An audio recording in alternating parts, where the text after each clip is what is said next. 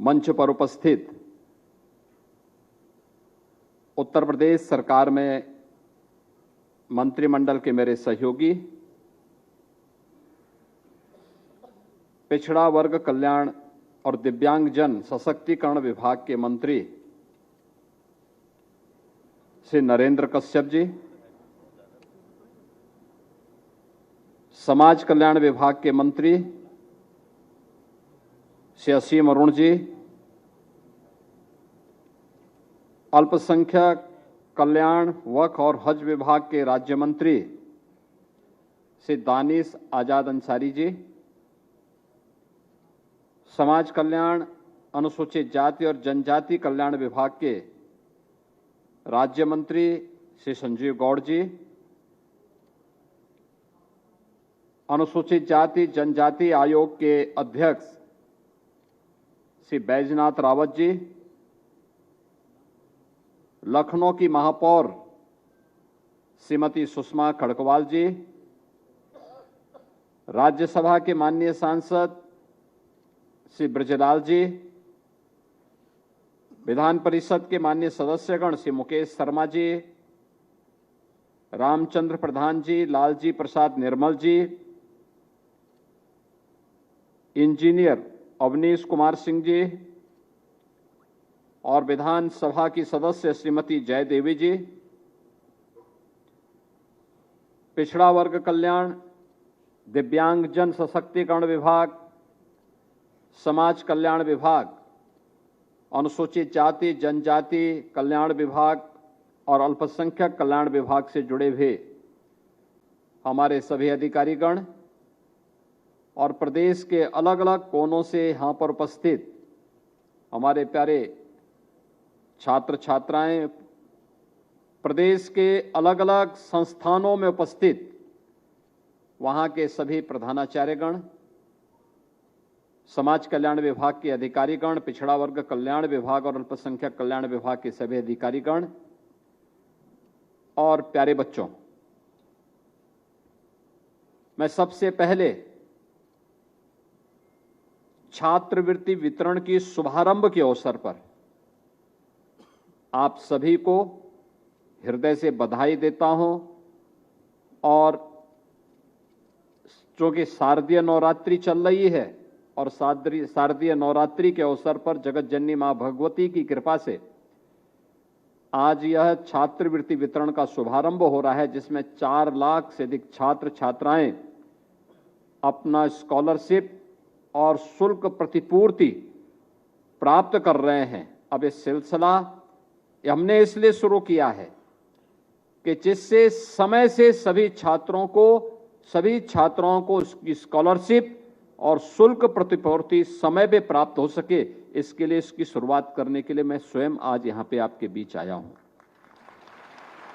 यह तो एक शुरुआत मात्र है, एक शुरुआत मात्र है।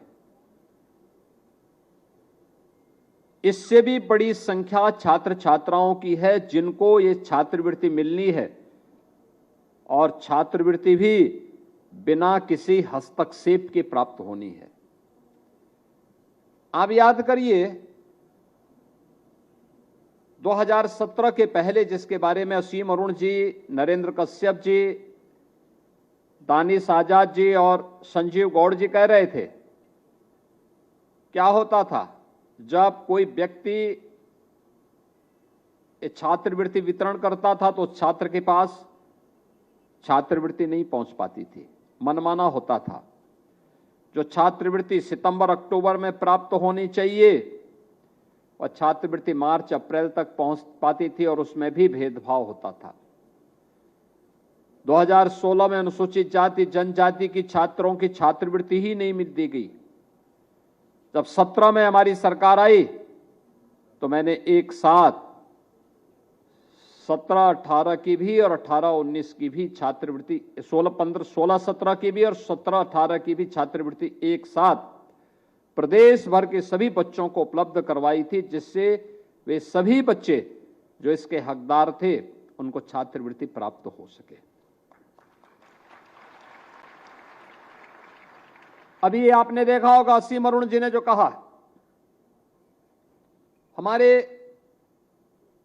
कुछ जनपदों में मुझे शिकायत मिली थी कि अनुसूचित जाति जनजाति से जुड़े हुए छात्रों की छात्रवृत्ति कुछ संस्थाओं ने डाटा अपलोड न करने के कारण वह छात्रवृत्ति उन्हें प्राप्त नहीं हो पाई और डाटा लॉक हो गया।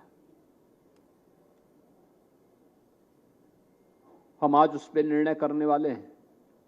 और उन सभी छात्रों को जिनकी संख्या 5 लाख के आसपास है उनको स्कॉलरशिप देने की व्यवस्था कर रहे हैं। उसके लिए पैसा तैयार कर लिया गया है और मुझे लगता है कि दीपावली के पहले पहले उन छात्रों को भी स्कॉलरशिप जो गत वर्ष की बची हुई थी, और ये केवल न केवल छात्रवृत्ति मिल रही बल्कि जिन लोगों की गलती से वह छात्रवृत्ति नहीं मिली थी उनकी भी जवाबदेही उसमें तय हो रही है कि आखिर वे छात्र इससे वंचित कैसे। क्योंकि हम लोगों ने एक चीज को देखा है और दुनिया के अंदर भी इन बातों पर विशेष ध्यान दिया जाता है। खासतौर पर हर व्यक्ति इस बात को जानता है कि आर्थिक प्रगति का जो पैमाना है वह शिक्षा से शुरू होती है, बेहतर शिक्षा से शुरू होती है। सस्टेनेबल डेवलपमेंट गोल, सतत विकास के लक्ष्यों को प्राप्त करने में भी शिक्षा की एक बड़ी भूमिका है और दुनिया के अंदर जहां भी वंचित तबका है, जहां भी व्यवस्था से उपेक्षित तबका है, अगर उन्हें विकास के लक्ष्यों को प्राप्त करना है तो सबसे पहली प्रायोरिटी होती है शिक्षा। और शिक्षा में उन वंचितों को स्कॉलरशिप और शुल्क प्रतिपूर्ति की व्यवस्था के साथ जोड़ करके उत्तम और बेहतरीन शिक्षा के माध्यम से उनके विकास के मार्ग को प्रशस्त करना, उनकी प्रतिभा का लाभ विकास की योजनाओं में लेना, ये दुनिया के अंदर भी है और पिछले 11 वर्षों में प्रधानमंत्री मोदी जी के नेतृत्व में हमने भारत के अंदर भी देखा है। आप याद करिए, हमारा ही देश है जिसने शिक्षा के अधिकार को एक मौलिक अधिकार बनाया। आरटी के तहत हर छात्र स्कूली शिक्षा प्राप्त कर सके, यह अनिवार्य किया गया। 5 से लेकर 14 वर्ष के बच्चे को स्कूल में होना चाहिए,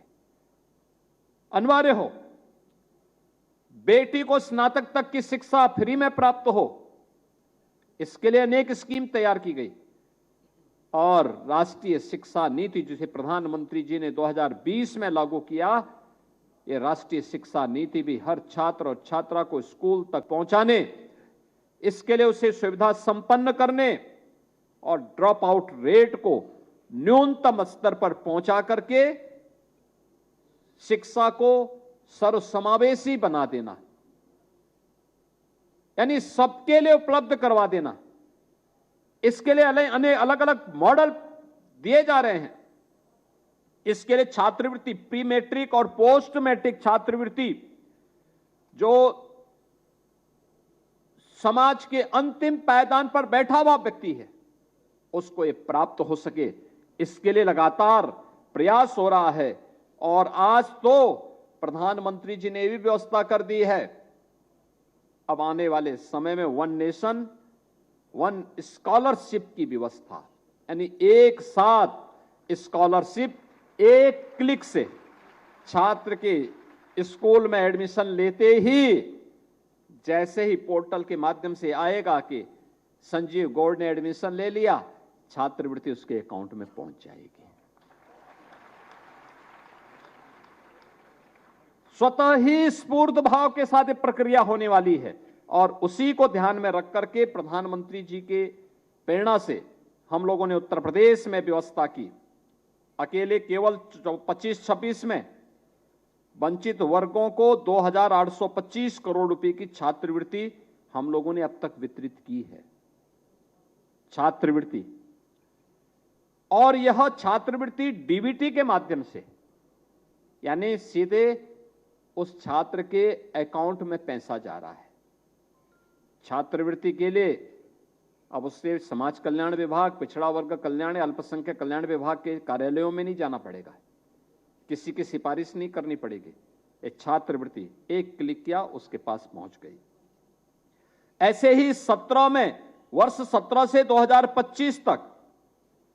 अब तक 2 करोड़ से अधिक छात्र छात्राएं इस सुविधा का लाभ प्राप्त कर चुकी हैं। और इसमें हम लोगों ने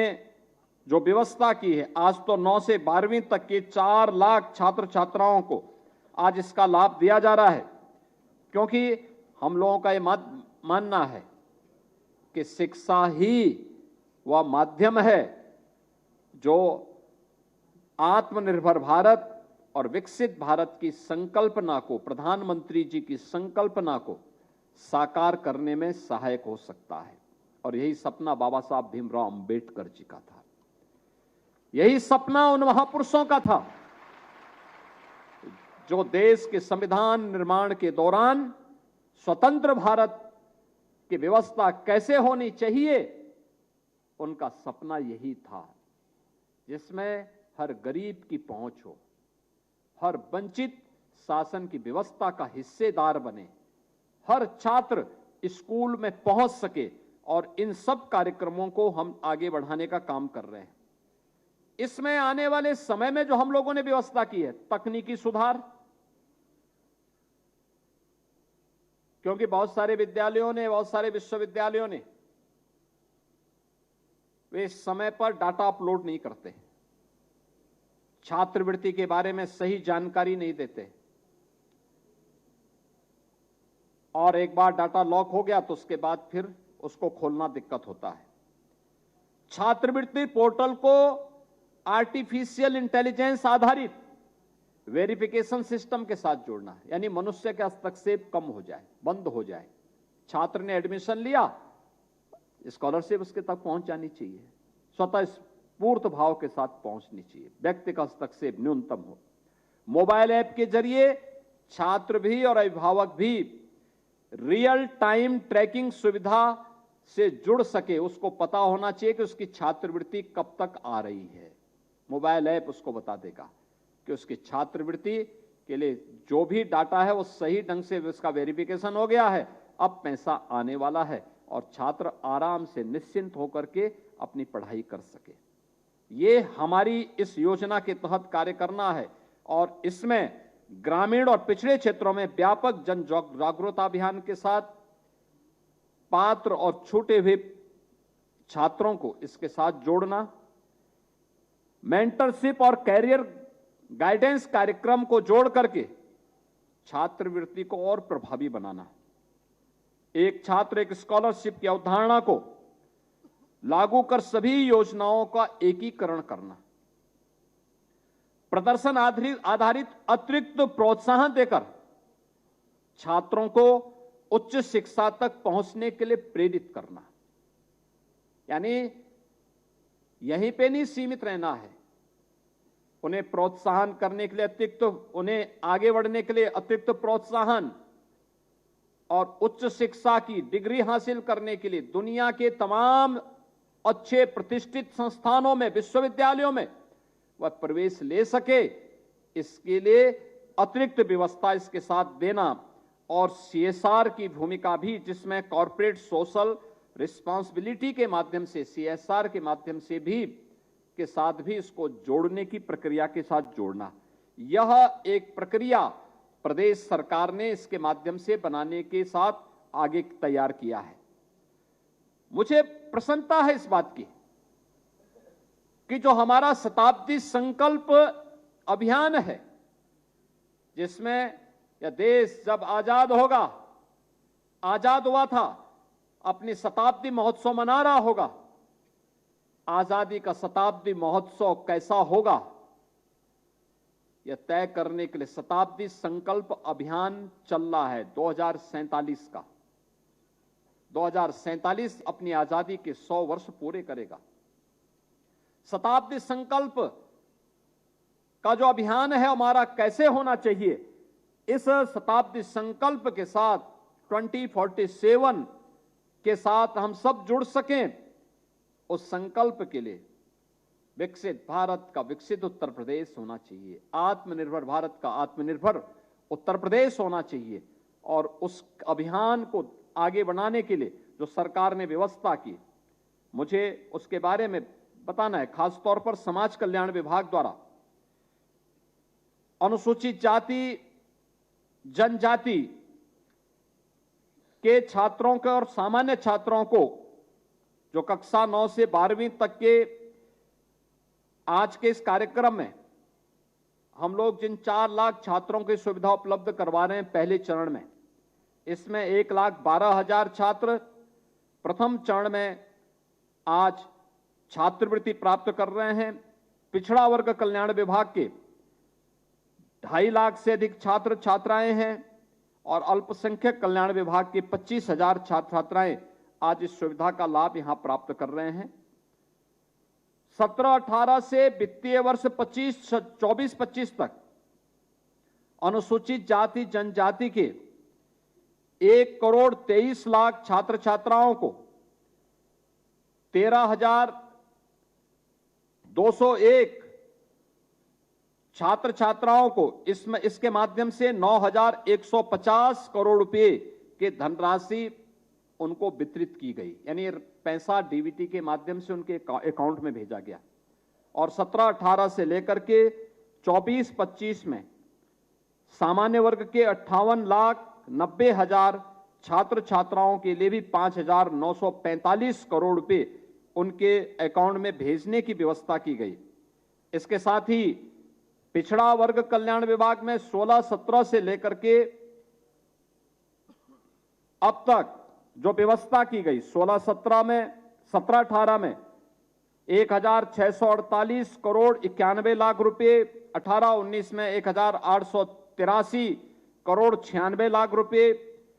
वर्ष 2019-20 में 1,887.29 करोड़ रुपए और 2020-21 में 1,505 करोड़ 53 लाख रुपए, 2021-22 में 1,581 करोड़ 92 लाख रुपए 42 लाख रुपए और 23-24 में 1,800 करोड़ 1,813 करोड़ 97 लाख रुपए और 23-24 में 2,608 करोड़ 13 लाख रुपए, 2024-25 में 2,861 करोड़ 38 लाख रुपए और 25-26 में हम 3,124 करोड़ 45 लाख रुपए, यानी 17-18 में हम स्कॉलरशिप देते थे 1,648 करोड़ और आज 25-26 में स्कॉलरशिप दोगुनी हो चुकी।